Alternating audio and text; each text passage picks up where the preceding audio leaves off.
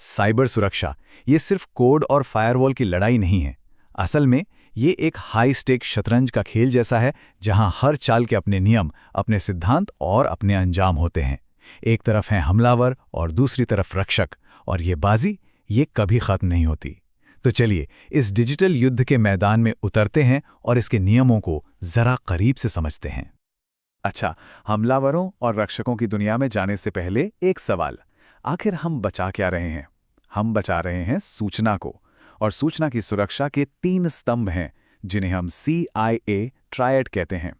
पहला, गोपनीयता, यानी आपकी पर्सनल जानकारी सिर्फ उन्हीं लोगों तक पहुंचे जिनके पास इसका हक है। दूसरा, अखंडता, मतलब डेटा में कोई छेड़छाड़ ना हो, वो बिल्कुल वैसा ही रहे जैसा होना चाहिए। और तीसरा है उपलब्धता, यानी जब भी आपको जरूरत हो वो जानकारी आपके लिए मौजूद हो। यही 3 सिद्धांत पूरी साइबर सुरक्षा की नींव है। तो हमने ये तो समझ लिया कि किला क्या है और उसे क्यों बचाना है। अब देखते हैं कि इस किले पर हमला कौन करता है, ये हमलावर हैं कौन, उनके हथियार क्या हैं। चलिए अब खेल के दूसरे पक्ष यानी अपराध की दुनिया को समझते हैं। दिलचस्प बात यह है कि हर हैकर एक जैसा नहीं होता। सबके मकसद और तरीके बहुत अलग अलग होते हैं। जैसे स्क्रिप्ट किडीज होते हैं जो शौकिया तौर पर दूसरों के बनाए टूल्स इस्तेमाल करते हैं बस रोमांच के लिए। फिर आते हैं दुर्भावनापूर्ण अंदरूनी सूत्र, मतलब कोई नाराज कर्मचारी जो कंपनी से बदला लेना चाहता हो। और हाँ, सबसे खतरनाक होते हैं राज्य प्रायोजित हमलावर और साइबर अपराधी जो जासूसी या करोड़ों की चोरी जैसे बड़े लक्ष्यों के लिए काम करते हैं। हर किसी का खेल अलग है।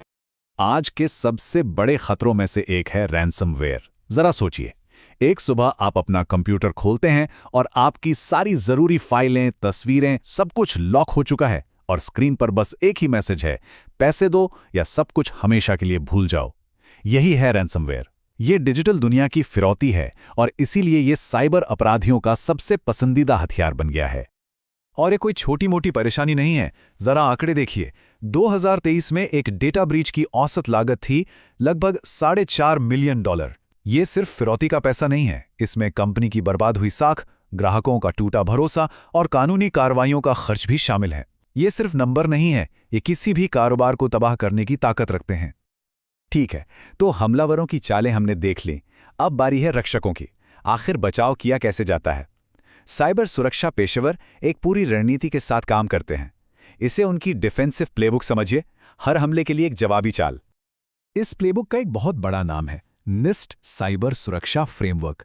जैसा कि आप इस चक्र में देख सकते हैं, ये 5 मुख्य काम करता है। पहले, जोखिम को पहचानो, फिर अपने सिस्टम को बचाओ, अगर कुछ होता है तो उसका पता लगाओ, तुरंत जवाब दो, और अंत में हालात को सामान्य बनाओ।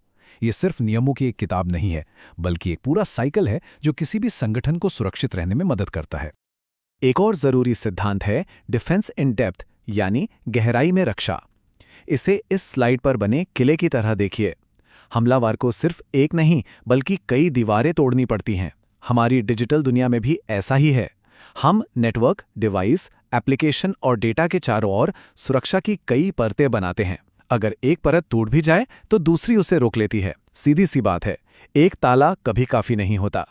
लेकिन तकनीक से भी बढ़कर एक चीज है जो हमलावर और रक्षक को अलग करती है, और वही इस खेल का सबसे बड़ा नियम है, नैतिकता और कानून। क्योंकि साइबर सुरक्षा सिर्फ कोड की नहीं बल्कि सही और गलत की भी लड़ाई है। तो फिर एक मैलिशियस अटैकर और एक एथिकल हैकर में फर्क क्या है? जैसा कि आप देख सकते हैं, दोनों के रास्ते बिल्कुल अलग हैं। एक ही टूल, एक ही तकनीक, पर फर्क है नियत और इजाजत का। मैलिशियस अटैकर, जो लाल रंग में है, बिना पूछे आपके घर में घुसता है चोरी करने। वहीं एथिकल हैकर, जिसे आप नीले रंग में देख रहे हैं, वो होता है जिसे आप खुद बुलाते हैं ये देखने के लिए कि आपके दरवाजे खिड़कियां कितने मजबूत हैं ताकि आप उन्हें और सुरक्षित बना सकें। और यही वो लाइन है जो सब कुछ तय करती है। साइबर सुरक्षा की दुनिया का सुनहरा नियम, लिखित अनुमति के बिना किसी भी सिस्टम को हाथ मत लगाओ। ये सिर्फ एक सलाह नहीं, ये एक सीमा है। एक पेशेवर इस सीमा को कभी नहीं लांघता। और अगर कोई इस नियम को तोड़ता है तो ये सिर्फ अनैतिक नहीं बल्कि गैर कानूनी भी है। दुनिया भर में सख्त कानून है। किसी के सिस्टम में बिना इजाज़त घुसना, वेबसाइट को जानबूझकर क्रैश करना, वायरस या मैलवेयर बनाना और फैलाना, ये सब गंभीर अपराध हैं जिनकी सजा भारी जुर्माना और सालों की जेल हो सकती है।